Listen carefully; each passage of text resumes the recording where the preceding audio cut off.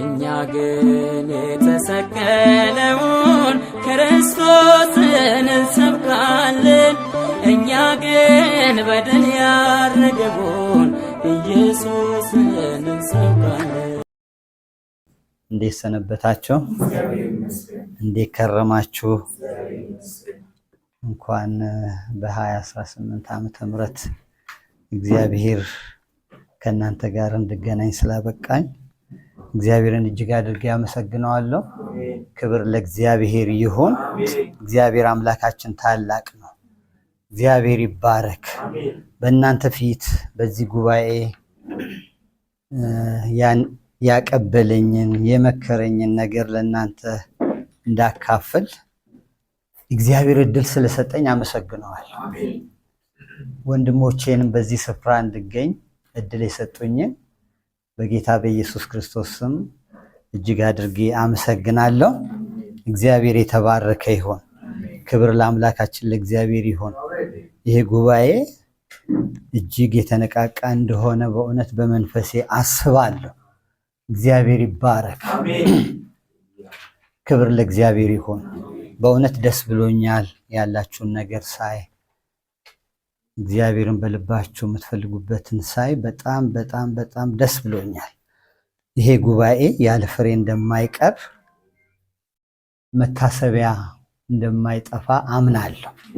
ክብር ለእግዚአብሔር ይሁን። በመንፈስ ያቀጣጠላችሁ እግዚአብሔር የተባረከ ይሁን። እንግዲህ እግዚአብሔር አሁንም የበለጠ እንድንቀጣጠል የሚፈልግ ይመስለኛል። ክብር ለእግዚአብሔር ይሁን። እግዚአብሔር የተባረከ ይሁን። አምላካችን ትልቅ ነው።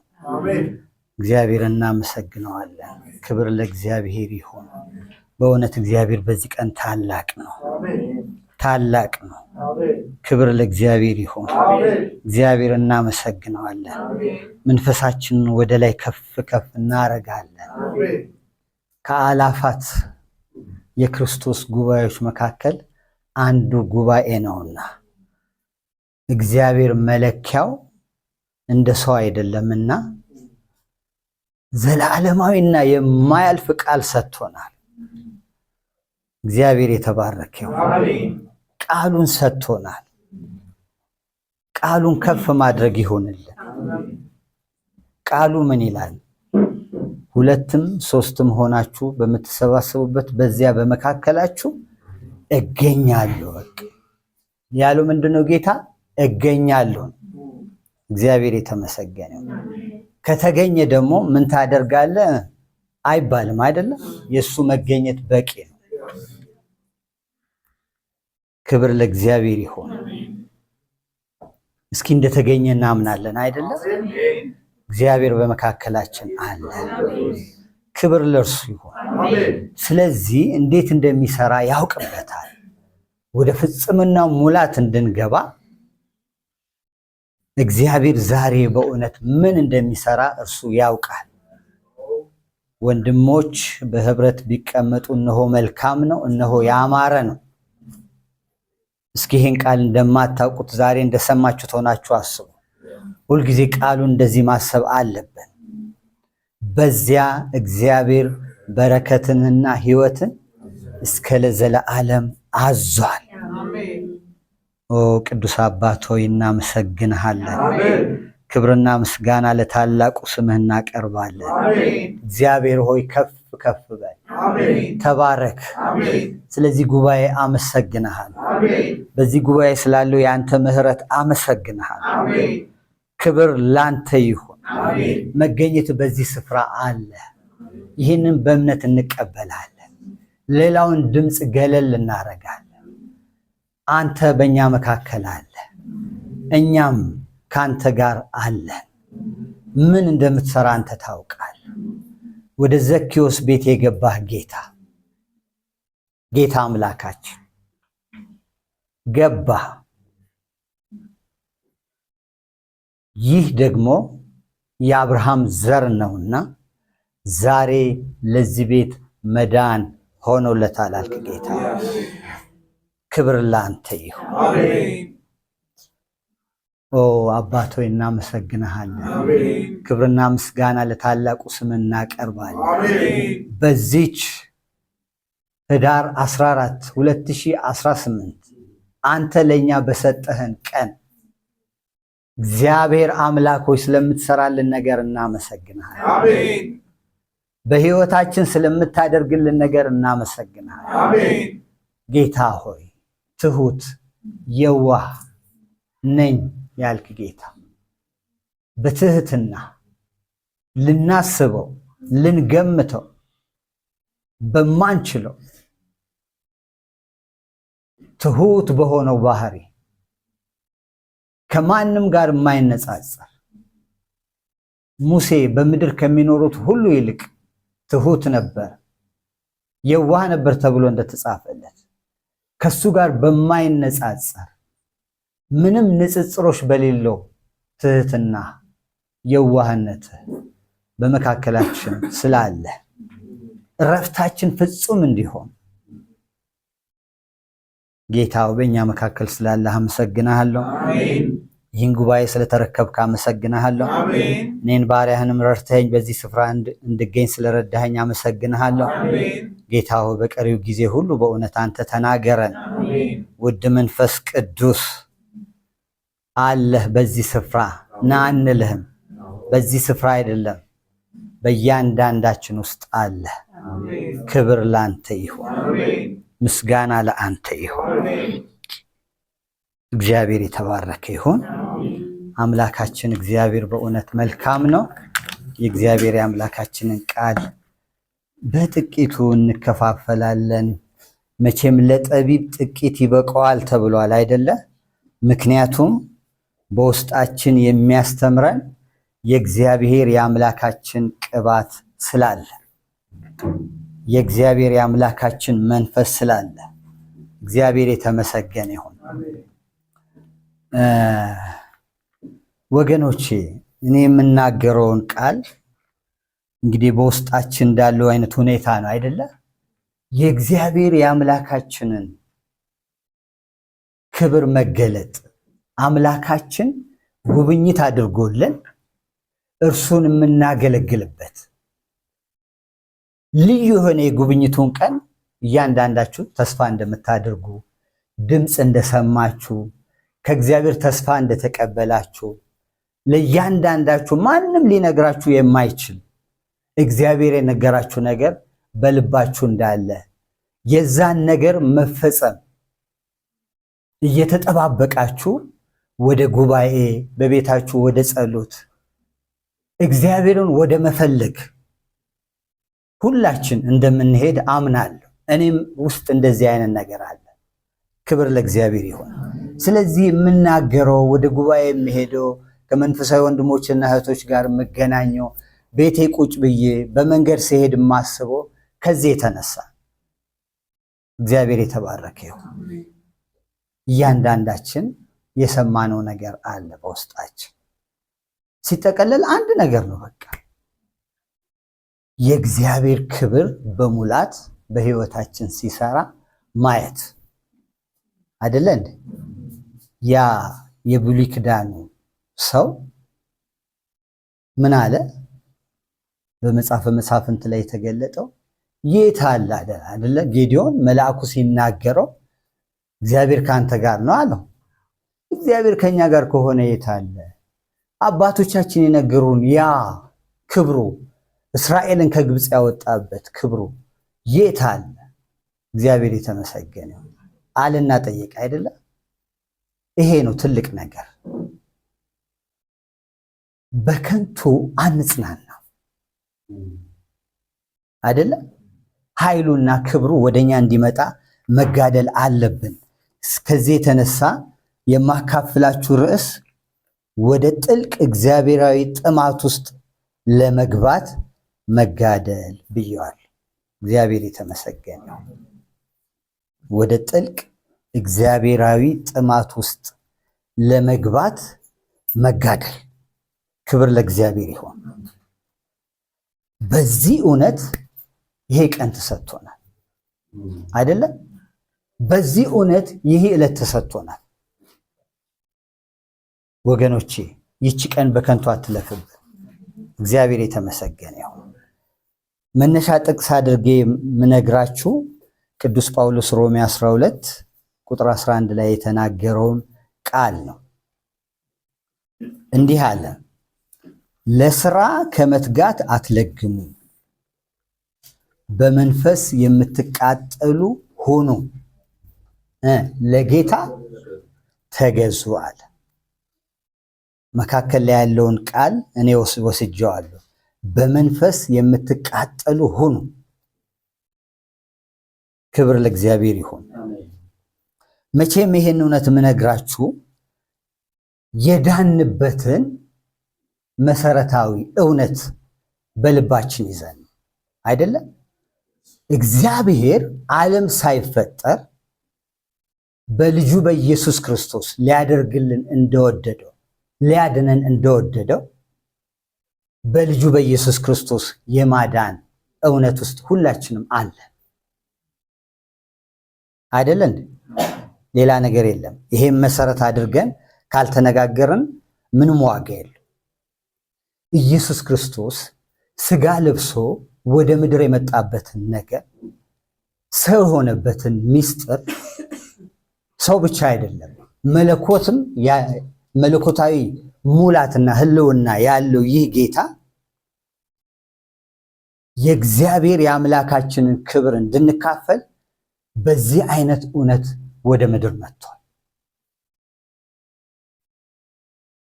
በጌታችን በኢየሱስ ክርስቶስ ሰው መሆንና በመስቀል ላይ የሰራውን ሰርቶ የጨረሰውን ስራ ወገኖች እንደምናውቀው አድርገን ተደላድለን አንቀመጥ።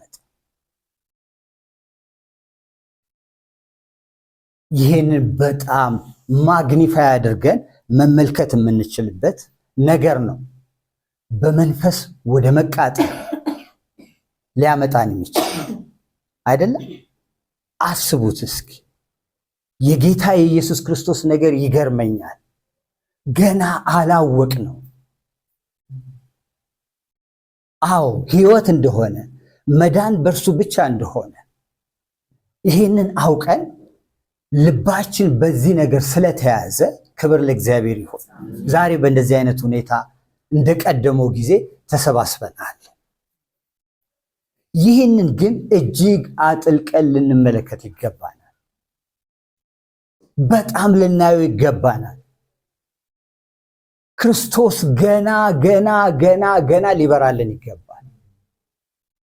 ገና አዲስ ሆነን ብንወለድ እናታችን ማህፀን ገብተን ለአንድ ፐርፐዝ እሱም ኢየሱስ ክርስቶስን ለመማር እግዚአብሔር እድሉን ቢሰጠን እንደ ሕፃን ልጅ ሆነን ለመወለድ እድሉን ቢሰጠን ኢየሱስ ክርስቶስን አውቀን አንጨርሰው አይደለም? አውቀን አንጨርሰው። እናስበው።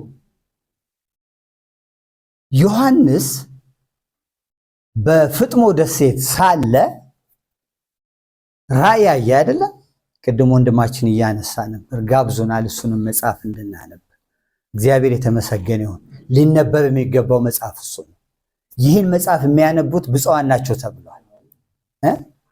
በውስጡ የተጻፈውን ትንቢት የሚጠብቁ የሚሰሙ ምንድናቸው? ብፁዓን ናቸው ተብሏል። በጣም ልናነበውና ልንሰማው የሚገባው እሱ ነው። ክብር ለእግዚአብሔር ይሁን። ግን ይፈራል፣ በአብዛኛው ሊሆን አይገባም። እና ተመልከቱት፣ ዮሐንስ ኢየሱስ ክርስቶስ በሥጋ ወራት በምድር ላይ ያለ ለጌታ ምን ያህል ቅርብ እንደነበረ ታውቃላችሁ አይደለ? ጌታን ይወደው የነበረ ደቀ መዝሙር ነው እንደ የተባለው ነው እንዴ? ጌታ ይወደው የነበረ ደቀ መዝሙር። እግዚአብሔር የተመሰገነ። ጌታ ይወደው ነበር። ጌታ ወደደው። እንግዲህ ምንም ማድረግ አይቻልም አይደለም? ጌታ ይወደው የነበረው ደቀ መዝሙር ስለወደደው የእርሱን ነገር ከሌሎቹ ደቀ መዛሙርት ይልቅ የሚሰማ ነበር። እግዚአብሔር ይመስገን። እና ተመልከቱት እንግዲህ በስቅለቱ ጊዜ የነበረ መከራውን ያየ ከጌታ የተነሳ ከሱ ብቃት የተነሳ አይደለም። ይህ ያየ ይህ ሐዋርያ ኢየሱስ ክርስቶስ በፍጥሞ ደሴት ሲገለጥለት አስቡ። ድምፅ ብቻ ነበር ይሰማ የነበረውና ያን የመለከት ድምፅና ይናገረው የነበረውን ድምፅ ለመስማት ለማየት ዞር ሲል የሆነውን ነገር ታውቃላችሁ አይደለም? እንደ ሞተ ሰው ሆኜ ያንን ጌታ ሲያይ ወደቀ። ሊሆን አይገባም ነበር እንዴ? ያውቀዋል ነበር እንዴ? ያውቀዋል ነበር እንዴ? እንዴት ሊወድቅ ይችላል? እግዚአብሔር የተመሰገነ ይሁን። እና ወገኖች፣ አዎ በኢየሱስ ክርስቶስ አምነን ድነናል። እሱም ብቻ አይደለም፣ በኢየሱስ ክርስቶስ የመስቀል ላይ ሥራ አንድ ነገር ሆኖልናል። ጌታ እንደተናገረው አይደለም? ዮሐንስ ወንጌል ምዕራፍ 7 ላይ የተናገረው ቃል ጌታ በዛ በዓል ላይ ምን አለ ጌታ? በእኔ የሚያምን መጽሐፍ እንዳለ የሕይወት ውሃ ወንዝ ከሆዱ ይፈልቃል ብሎ ጮኸ። ይህም በእርሱ የሚያምኑት ሊቀበሉ ስላላቸው ስለ መንፈስ ተናገረ ይላል።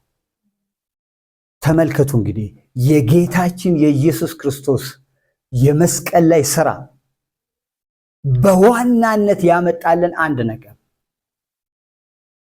ይህን ሌላ አጽናኝ የተባለውን እንድንቀበል አይደለም።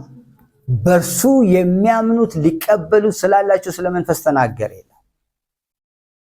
እነዚህ ሁለት ነጥቦች ውስጥ እንግዲህ የመዳናችን እውነታ አለ። እግዚአብሔር የተመሰገነ። ይህንን ነገር በጥልቅ እንቆፍር፣ በጥልቅ እንመልከት። እኔ ይህንን በጥልቅ ላሳስባችሁ ፈልጋለሁ። እንደምታውቁት አትቁጠሩ፣ እንደደረሳችሁበት አትቁጠሩ። ወደ ጥልቅ ረሃብና ጥማት ውስጥ ልንገባ ይገባል። አደገኛ ነው እንደውም የኛ ሁኔታ። ምናልባት አዲስ የሚሰሙ ሰዎች የተሻለ ነገር አላቸው።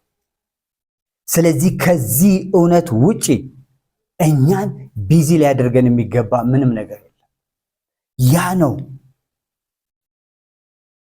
መነሻ ወዳደረኩት ርዕስ ሊያገባን የሚችለው ወደ ጥልቅ የእግዚአብሔር ፍቅር ጥማት፣ እግዚአብሔርን ወደ መፈለግ ጥማት ሊያገባን የሚችለው። ክብር ለእግዚአብሔር ይሁን። እና ወገኖቼ አስቡ፣ ይሄ ነው እውነቱ። ክርስቶስ አድኖናል። እግዚአብሔርን በልጁ በኢየሱስ ክርስቶስ መንፈሱን ሰጥቶናል። እግዚአብሔር የተባረከ ይሁን። መንፈሱን ሰጥቶናል። መንፈሱን አሳድሮብናል። ይሄ ሊነገር የማይችል ክብር ነው። ይሄ ነው የኛን የህይወት አቅጣጫችንን በምድር ላይ የተለየ ሊያደርግ የሚችለው፣ የተለየ ታሪክ ለዚህ ጉባኤ ሊጽፍ የሚችለው፣ የተለየ ታሪክ ለእያንዳንዳችን ሊጽፍ የሚችለው። እግዚአብሔር የተመሰገነ ይሁን። አንድ በጣም የሚገርመኝን መጽሐፍ ሳነብ የሰማሁትን የአንድ ሰው ታሪክ ላስታውሳችሁ። ታውቃላችሁ ብዬ አስባለሁ። ሁለት ሰዎች አሉ። የዛሬ 100 ዓመት በአየርላንድ ከተማ ተገናኝተው ሁለት ወጣቶች ስለ እግዚአብሔር ቃል ይነጋገራሉ። አንደኛው ለአንደኛው እንዲህ አለው ይላሉ፣ ይህች እኮ ምድራችን ፕሬዘንት ታይም እኛ ያለንበት ማለቱ ነው። ይህች ምድራችን ሁለንተናውን ለእግዚአብሔር የሰጠ ሰው አግኝታ እግዚአብሔር ሲገለጥበት አይታ አታውቅም አለና ይነግረዋል ጓደኛ። ገብቷቸዋል? ሁለንተናውን ለእግዚአብሔር የሰጠ ሰው አግኝታ የእግዚአብሔር ክብር ሲገለጥበት ይህች እኮ ምድር አላየችም፣ የኛ ጊዜ ይሄንን እኮ አላየንም አለ። ያ ቃል ያን ሰሚው የሰሚውን አእምሮ ያዘዋል፣ ጨምድዶ ያዘው። እግዚአብሔር የተመሰገነ። አእምሮውን ያዘው። እና ምን አለ ይሄ ሰው ይላሉ፣ በውስጤ ካለው ከመንፈስ ቅዱስ የተነሳ ያ ሰው እኔ እሆናለሁ አለ። ክብር ለእግዚአብሔር ይሁን። አስተውላችሁታል? ምንም አይነት የራሱን ብቃት አላስቀመጠም። በውስጤ ካለው ከመንፈስ ቅዱስ የተነሳ ያ ሰው እኔ እሆናለሁ። ይህ ሰው አሉ ለሁለት ክፍላተ ዓለማት ለአሜሪካና ለአውሮፓ የእግዚአብሔርን ቃል የክርስቶስን ወንጌል በታላቅ ኃይል ያቀረበ ዲኤል ሙዲ ነበራል።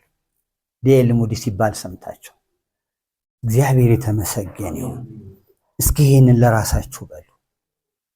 በውስጤ ካለው መንፈስ ቅዱስ የተነሳ ኢየሱስ ጌታችን ምን አለ?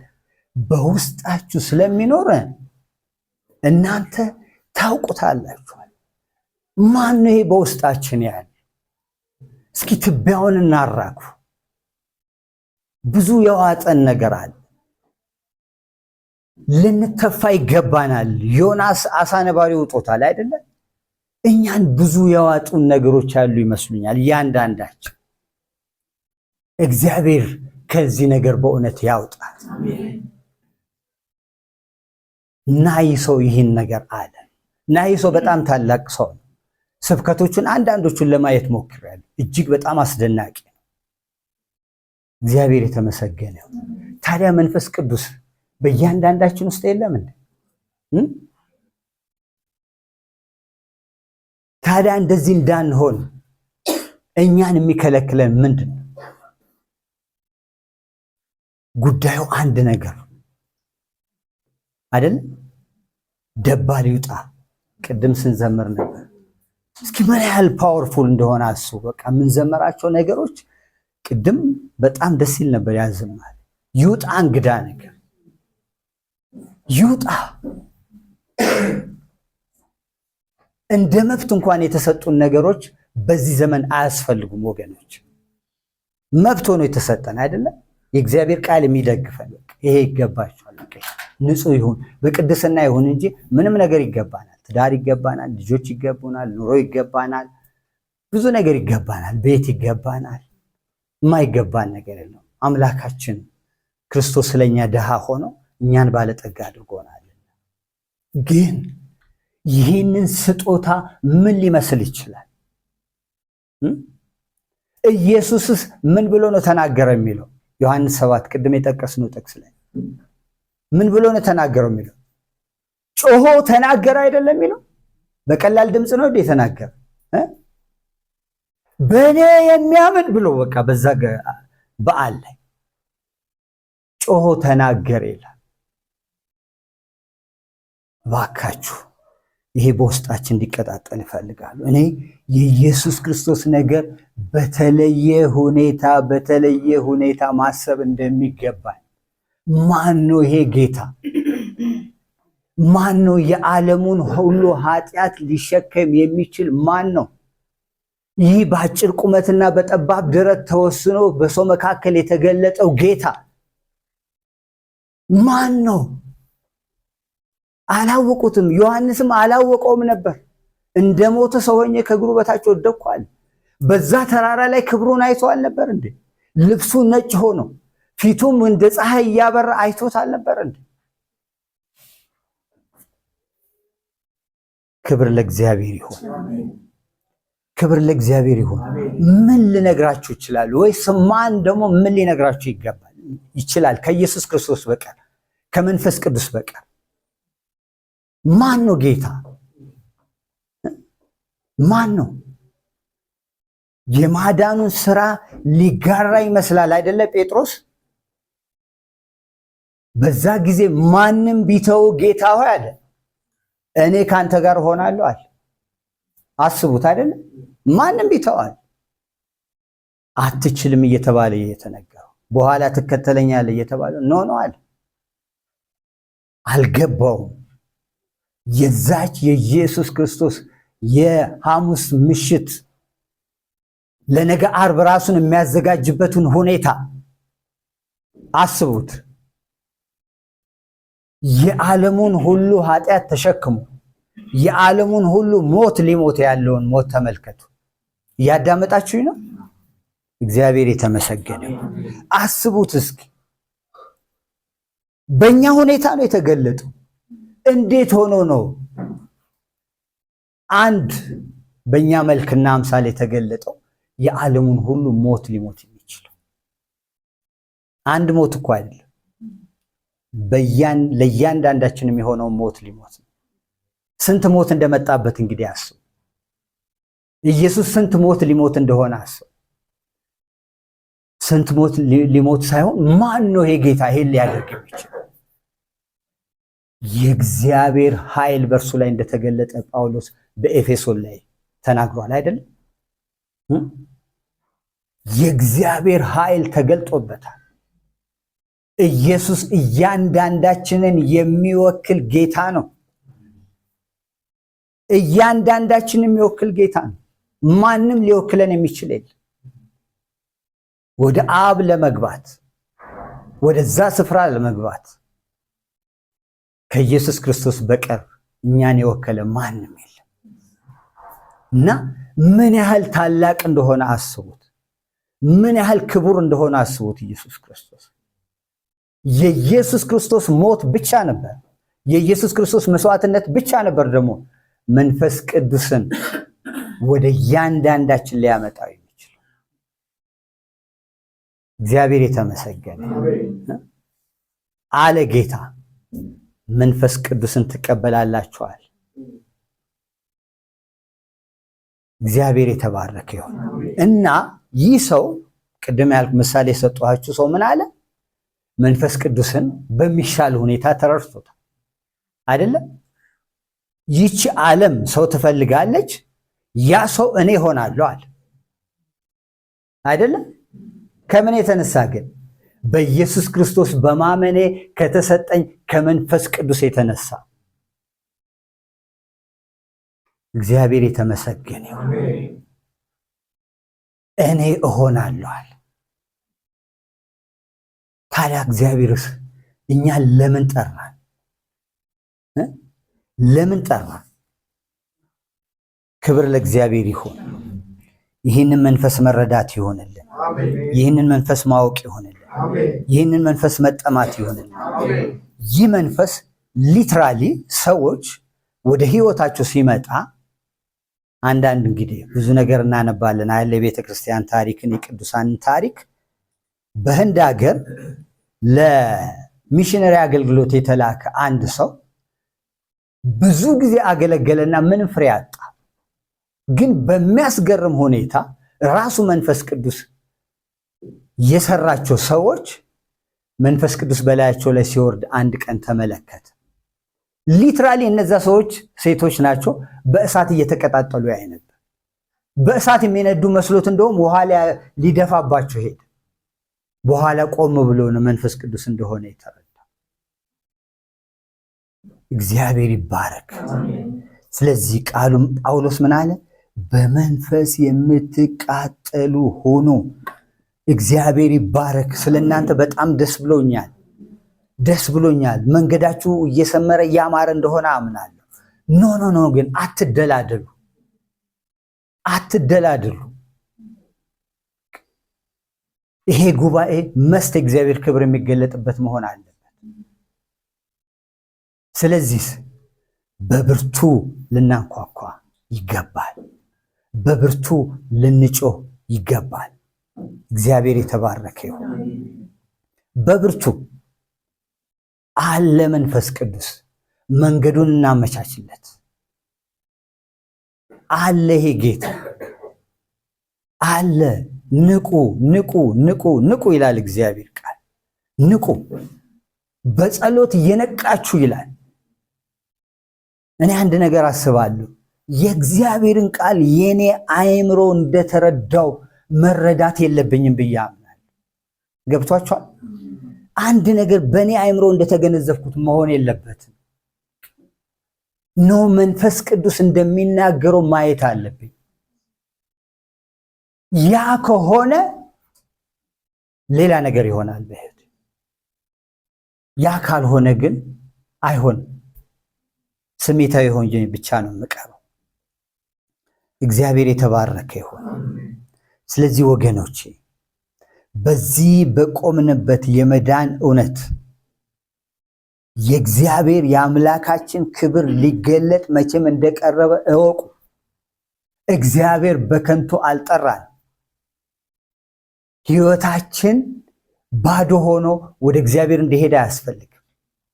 ቅዱስ ጳውሎስ የሚናገረው አንድ ቃል በጣም በጣም በጣም ደስ ይለኛል።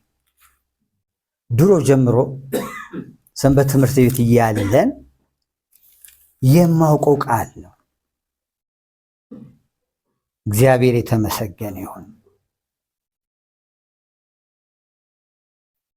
እንዲህ ይለዋል ለጢሞቴዎስ ሁለተኛ ጢሞቴዎስ ምዕራፍ 2 ላይ ከቁጥር 8 ጀምሮ ላንበው። ቁጥር 10 ላይ ያለው ቃል ነው እኔ የምፈልገው። በወንጌል እንደምሰብከው ከሙታን የተነሳውን ከዳዊት ዘርም የሆነውን ኢየሱስ ክርስቶስን አስብ። ይህም በመስበክ እንደ ክፉ አድራጊ እስክታሰር ድረስ መከራ እቀበላለሁ፣ የእግዚአብሔር ቃል ግን አይታሰርም ይልና ይህን ቃል በእውነት በጣም እናስብ ወገኖቼ። ስለዚህ ይላል እነርሱ ደግሞ በክርስቶስ ኢየሱስ ያለውን መዳን ከዘላለም ክብር ጋር እንዲያገኙ ስለተመረጡት በነገር ሁሉ እጸናለሁ ይላል። ሰምታችሁታል? ይህን ቃል ምን ይላል? እነርሱ ደግሞ በክርስቶስ ኢየሱስ ያለውን መዳን ብቻ ይላል፣ መዳን ከዘላለም ክብር ጋር እንዲያገኙ ስለተመረጡት በነገር ሁሉ እጸናለሁ። መዳኑን የፈጸመ ይህ ሰው አይደለም? ነገሩን የፈጸመ ይህ ሰው ምን ይላል? እጸናለሁ ይላል። በሚደርስብኝ መከራ ሁሉ፣ በሚደርስብኝ ፈተና ሁሉ፣ በሚያጋጥመኝ ነገር ሁሉ እነርሱ ደግሞ በክርስቶስ ኢየሱስ የተጠሩት መዳንን ከዘላለም ክብር ጋር እንዲያገኙ በነገር ሁሉ እጸናለሁ ይላል። በሚያጋጥመኝ መከራ ሁሉ እጸናለሁ ይላል። ታላቅ የሆነውን የእግዚአብሔር ጸጋ የተካፈለ ሰው እንግዲህ አያችሁ፣ መዳናችን ብቻ አይደለም፣ መዳናችሁን ፈጽሞ ተብሎ ተጽፏል። ነገር ግን የዘላለም ክብር ይባላል። መንፈስ ቅዱስ የዘላለምን ክብር በሙላት እንድንካፈል ወደኛ መጥቷል። ከኛ ጋር አለ፣ ከእያንዳንዳችን ጋር አለ። በእውነት እግዚአብሔር ያንቃችሁ። እኔ አይደለሁምና ከሚነገረው ከዚህ ቃል የተነሳ እኔን ያንቃኝ። እኔ መንቃት ፈልጋለሁ። ከዚህ እውነት የተነሳ ተኝቼ የማነጋው ሌሊት ካለ እኔ ምስኪን ነኝ። ገብቷችኋል? ተኝቼ የማነጋ ከሆነ አሁንም በእኔ ኃይል አይደለም፣ በእኛ ኃይል አይደለም፣ ከተሰጠን ከመንፈስ ቅዱስ የተነሳ እግዚአብሔር የተመሰገነ ይሁን። ገላትያ ምዕራፍ 5 ላይ ቅዱስ ጳውሎስ አንድ በጣም መልካም ነገር ይናገራል። መቼም በኢየሱስ ክርስቶስ አምነው ከዳኑ በኋላ ሰዎች ሊሆኑ የሚገባው ነገር ነው። እንግዲህ ዋናው እግዚአብሔር የተመሰገነ ይሁን። ገላትያ ምዕራፍ 4 ላይ መቼስ ጳውሎስ ሊያነቃቃቸው ነው። የት ነው ያላችሁት? ለምን እንዲሆናችሁ? የገላትያ መልእክት የተጻፈበትን ነገር ታውቃላችሁ። መጀመሪያ የነበረውን ነገር ያስታውሳችኋል።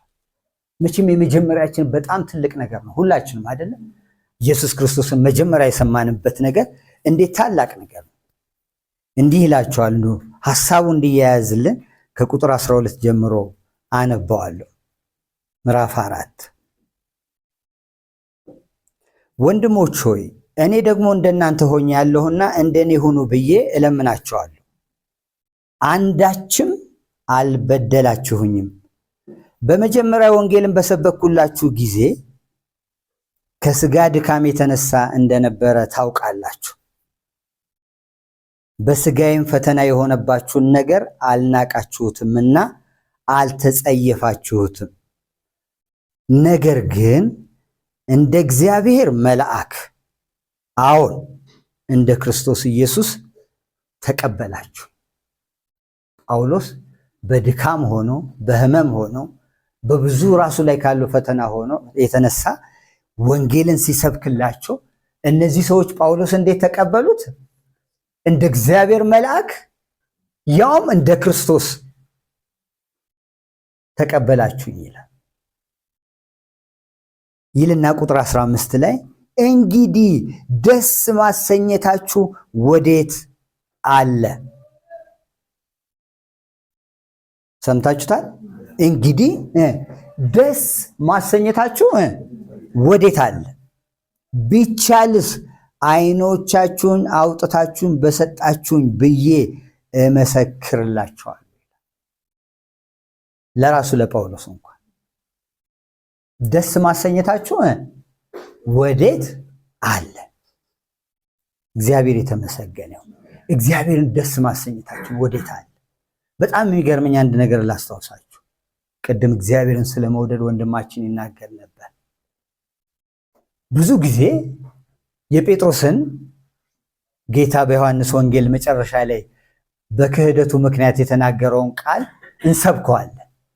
ጌታ ጴጥሮስን ትወደኛለህን ብሎ 3 ጊዜ ጠየቀው አይደለም? 3 ጊዜ ጠየቀው። 3 ጊዜ ጠየቀው ብለን እንሰብካለን፣ እናወራለን፣ እንነጋገራለን። ኖ ኖ ኖ ኖ ዛሬ እኮ ጌታ እኛን ነው የሚጠይቀን። እኛ እንደሚጠይቀን አስባቸዋል። ትወደኛለህ ትወድኛለሽ ብሎ ይጠይቀናል። እግዚአብሔር የተመሰገነ ይሁን። ወገኖቼ ሁሉ ነገራችን ለጌታ ይገባዋል። ሁሉ ነገራችን ሰምታችሁኛል? ሁሉ ነገራችን ምን ያህል እንደሆነ ልንገምት አንችልም። ያችን ሴት ግን አስቧት። ያችን ኃጢአተኛ የነበረች ሴት ስምዖን በሚባለው ፈሪሳዊ ቤት አይደለም በማዕድ በተቀመጠ ጊዜ የመጣችውን ሴት አስቧት እስኪ። በሰው አእምሮ ሊገመት የማይችል ነገር ለጌታ አደረገች አይደለም? ጌታም ያ አይገባኝም አላለም፣ ይገባዋል። እስኪ አስቡት። እግሩ ላይ ወድቃ በእንባዋ አራሰችው። ከፍቅሩ የተነሳ እሺ ተነክታ እንባዋን አፈሰሰች እንበል። በጠጉሯ ግን እግሩን ለማበስ ይሄ እንዴት ከሰው ሊወጣ ይችላል? ሰምታችኋል? እንዴት ይሄ ከሰው ሊወጣ ይችላል? ይገባዋል። ግን ይሄ ጌታ ይገባዋል። አስቡት፣ ይገባዋል። በፍቅሩ ተነክታለች፣ በኃይሉ ተነክታለች እና ያ ነገር ከውስጧ መንፈስ ቅዱስ አወጣላት።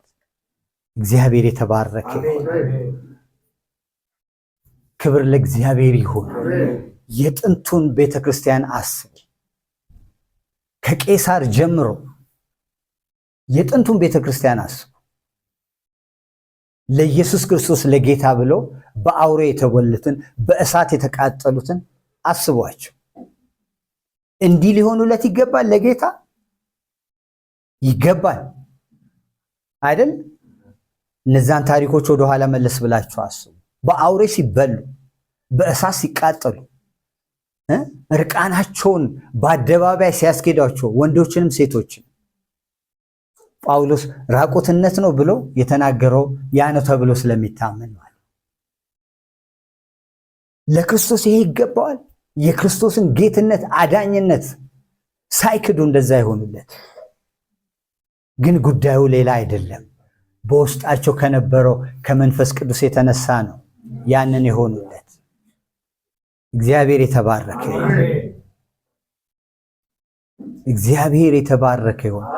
ሁሉ ነገራችን ይገባዋል፣ ይገባዋል። እንድንሰጠው ይርዳን። ይርዳን። መንፈስ ቅዱስ ይርዳን። ሌሊታችን እንድንሰጠው፣ ቀናችን እንድንሰጠው ይርዳን። ፈቃዳችንን ሁሉ እንድንሰጠው ይርዳን። ይሄን የምንሰጥበትም ዘመን እየመጣ ይመስለኛል። ግን ማን ነው ለዚህ የሚዘጋጅ? በመንፈስ የምንቃጠል ካልሆነ፣ በጸሎት የምንነቃ ካልሆነ፣ ከቃሉ ጋር ጽኑ አታችመንት ከሌለ ይሄ ሊሆን አይችልም። መንፈስ ቅዱስ ለዚህ ይርዳል። መጨረሻ ላይ ጥቂት የጸሎት ጊዜ ይኖረናል ብዬ አስባለሁ። ክብር ለእግዚአብሔር ይሁን እና ወገኖቼ ጌታ ሁሉ ነገራችን ይገባዋል። ይርዳን፣ ይርዳን፣ በእውነት ይርዳን፣ ይርዳን፣ ይርዳን። በዚህ ዘመን በጣም አስደንጋጭ ነገር አለ። ኖ የለም፣ ካልረዳን አይሆንም። በብርቱ ሊረዳን ይገባል። በብርቱ ልንጮህ ይገባል።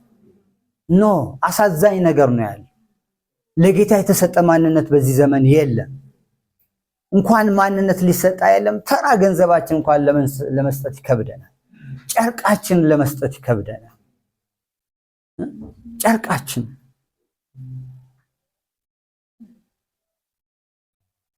መንፈስ ቅዱስ እኛ ሊረዳ ያለበት ጊዜ እየቀረበ ነው።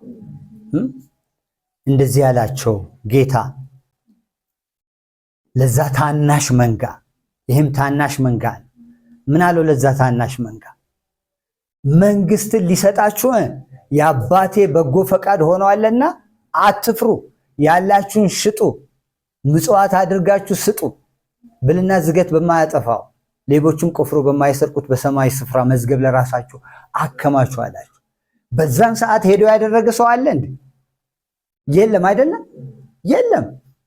በዓለ ሃምሳ በመጣ ጊዜ ግን ክብር ለእግዚአብሔር ይሁን አደረጉ።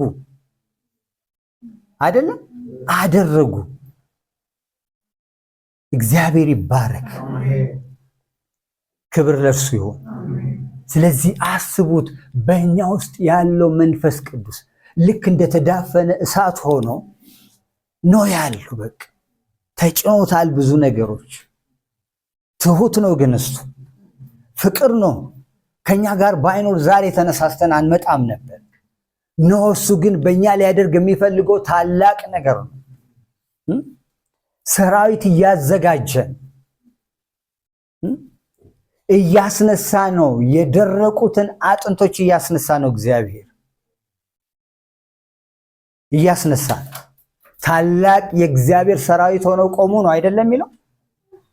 እግዚአብሔር የተመሰገነ ይሁን። ስለዚህ ኖ አንደላደል፣ እግዚአብሔርን ለምነው። እግዚአብሔር ሆይ የበለጠ እፈልጋለሁ፣ የበለጠ የት አለ? የት አለ? የት አለ?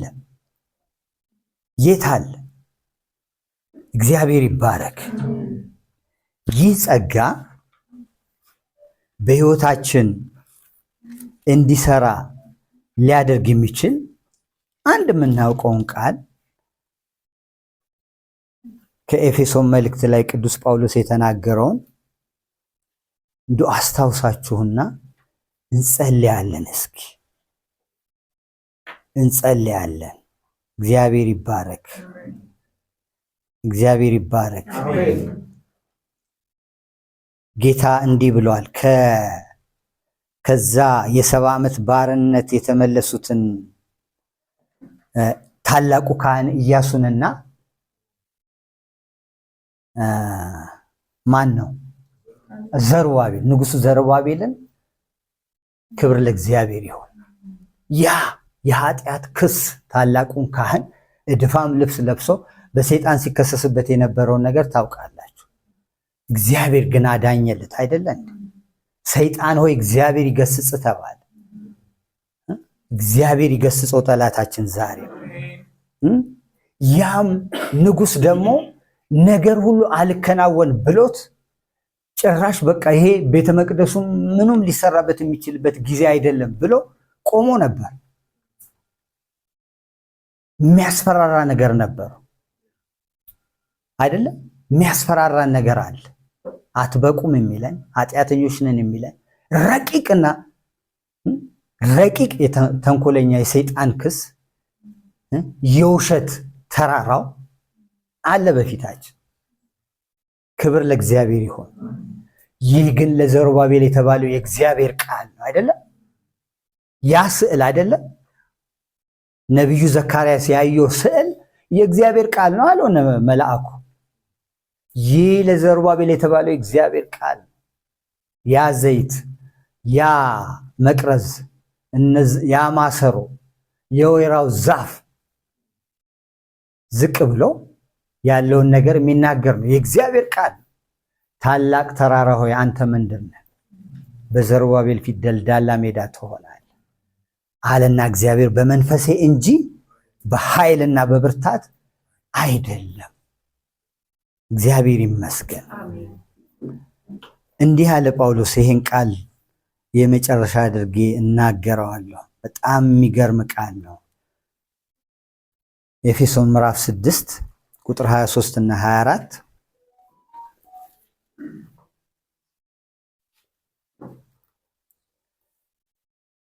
በጌታ በኢየሱስ ስም አነባዋለሁ።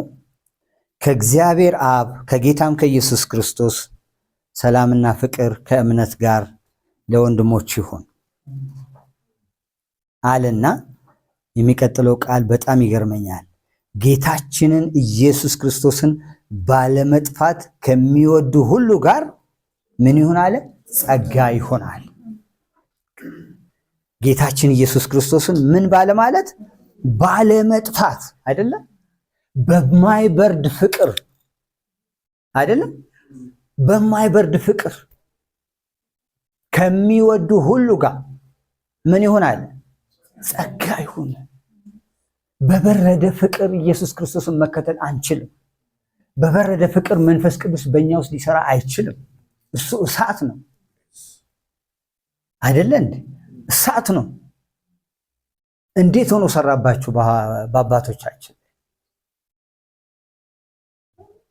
ስለዚህ የበረደ ፍቅር ሊኖረን አይገባም።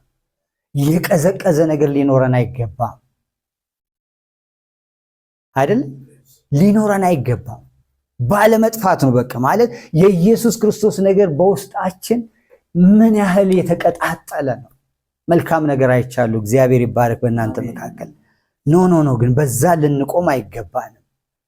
እግዚአብሔር ይርዳን። አስቡት ይህን ቃል ጳውሎስ ብዙ ጊዜ ጸጋና ሰላም ምሕረትም ከእናንተ ጋር ይሁን ነው። ግን ምን አለ እዚህ ጋር? ጌታችን ኢየሱስ ክርስቶስን ባለመጥፋት እስኪ ባለመጥፋት በሉ።